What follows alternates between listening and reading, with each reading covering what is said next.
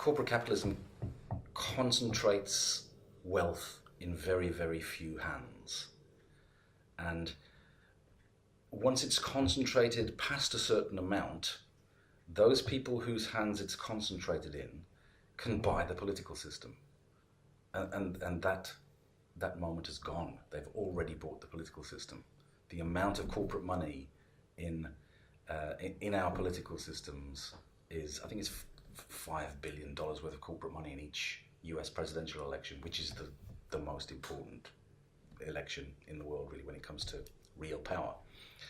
And also, if any government introduces policies which are not beneficial to the corporate sector, international investors will withdraw their money from that country immediately and bankrupt it and ensure that the party who brought in those policies will lose the next election, for sure. And so there's actually no practical way to implement any real reform,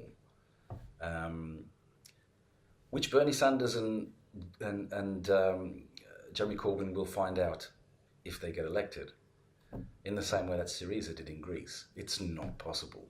You will fail if you try and reform the system through the parliamentary route. And I know it sounds a bit like Russell Brand, and bless him, he's always asked, well, what are we going to do? If you want a revolution, how are we going to bring about this revolution? And he says, I don't know, I'm just a comedian. And I don't know either, but we do need a new system, which requires a revolution.